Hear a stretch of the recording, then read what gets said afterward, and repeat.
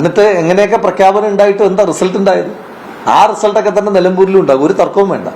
പാലക്കാട് നീ അവര് എന്തെല്ലാം പറഞ്ഞാൽ എന്തെല്ലാം ബഹളങ്ങളായിരുന്നു ഇവിടെ എന്തെല്ലാം ബഹളങ്ങൾ, ഇഞ്ചോടിഞ്ചു മത്സരം, അത് ഇത് മറിച്ചത്. ജനം എന്താ തീരുമാനിച്ചത്? ജനം തീരുമാനിച്ചത് ഒരു ഇഞ്ചോടിഞ്ച് മത്സരമില്ല, നിങ്ങളോട് ഞങ്ങൾക്ക് വിട്ടുവീഴ്ചയില്ല എന്നാണ് ജനം തീരുമാനിച്ചത്. അത് തന്നെയാണ് വയനാട്ടിൽ തീരുമാനിച്ചത്. അത് തന്നെയാണ് ചേലക്കരയിൽ 39,000 വോട്ടിന്റെ ഭൂരിപക്ഷത്തിൽ നിന്ന് കുത്തനെ ഇടിയേണ്ടി വന്നത്. ചേലക്കര പോലൊരു പാർട്ടി കോട്ടയിൽ അവർക്ക് ഇടിയേണ്ടി വന്നതിന്റെ സാഹചര്യം അത് തന്നെയാണ്. ജനമെടുത്ത തീരുമാനമാണ്. ആ ജനമെടുത്ത തീരുമാനം നിലമ്പൂരിലും ഉണ്ടാകും. ജനം ഇവർക്കെതിരാണ്. അത് ചെറിയ വ്യത്യാസത്തിലല്ല, ഹ്യൂജ് മാർജിൻ, വലിയ വ്യത്യാസത്തിൽ ജനങ്ങളുടെ മാൻഡേറ്റ് ഇവർക്കെതിരായിട്ട് തന്നെ പ്രവർത്തിക്കും. ഒരു ആക്ഷേപവുമില്ല, ഒരു പ്രശ്നവുമില്ല. UDFന്റെ ഒരു സ്ഥാനാർത്ഥി ഉണ്ടാകുക, ആ സ്ഥാനാർത്ഥി ആധികാരികമായിട്ട് ജയിക്കും. പ്രശ്നമുണ്ടെന്ന് ഇവിടെ എല്ലാം കേട്ടു.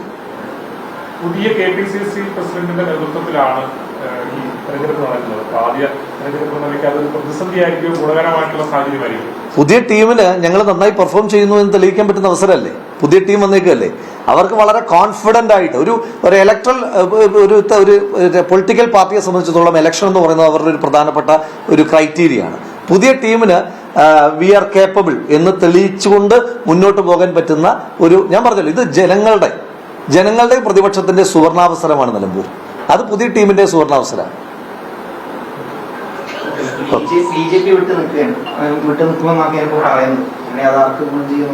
ബി ജെ പിക്ക് വലിയ ഇമ്പാക്ട് ഒന്നുമില്ല. BJP വിട്ട് നിൽക്കുക എന്ന് പറഞ്ഞാൽ അവർ ഒന്നിച്ചാണല്ലോ മത്സരിക്കുന്നത്. ഇപ്പൊ പാലക്കാട് ഒരുമിച്ചായിരുന്നല്ലോ മത്സരിച്ചത്.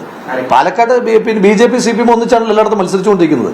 ഇപ്പൊ 2026 അവരുടെ പദ്ധതിയല്ലേ, ആ പദ്ധതിയുടെ തുടക്കമായിരുന്നല്ലോ. അതുകൊണ്ടാണല്ലോ ഇവിടെ CJP ആയി മാറിയത്. നിലമ്പൂരിൽ അവർ CJP ആയിട്ട് മത്സരിക്കും. പക്ഷേ ഇതിന്റെ പ്രശ്നം CJP ആയാലും ആ പാർട്ടികളുടെ കൺസേൺഡ് പാർട്ടികളുണ്ടല്ലോ, കമ്മ്യൂണിസ്റ്റ് പാർട്ടിയുടെയും BJPയുടെയും ഒക്കെ അടിസ്ഥാന പ്രവർത്തകരുണ്ടല്ലോ, അവർക്ക് ആ മുന്നണി ഉൾക്കൊള്ളാൻ കഴിയില്ല. അവർ മറിച്ച് തീരുമാനിക്കുന്നതിന്റെ റിസൾട്ടാണല്ലോ പാലക്കാട് ഉണ്ടായത്. ആ മറിച്ചുള്ള തീരുമാനം അവരൊരു മുന്നണിയായിട്ട്, നേതൃത്വം ഒരു മുന്നണിയായിട്ട് മത്സരിക്കുകയും പ്രവർത്തകർ ആ മുന്നണിയുടെ ആ തീരുമാനത്തെ എതിർക്കുകയും ചെയ്യുന്ന സാഹചര്യം പാലക്കാട് ഉണ്ടായതുപോലെ തന്നെ നിലമ്പൂരിലും ഉണ്ടാകും. നിലമ്പൂരിൽ അവരുടെ സംയുക്ത മുന്നണിയെ ഒരുമിച്ച് നിന്ന് ഞങ്ങൾ ജനങ്ങളുമായി ചേർന്ന് നിന്ന് അവർ BJP CPM സഖ്യമായി മത്സരിക്കുമ്പോൾ ഞങ്ങളും ജനങ്ങളും സഖ്യമായി മത്സരിച്ച് അതിനെ പ്രതിരോധിക്കും.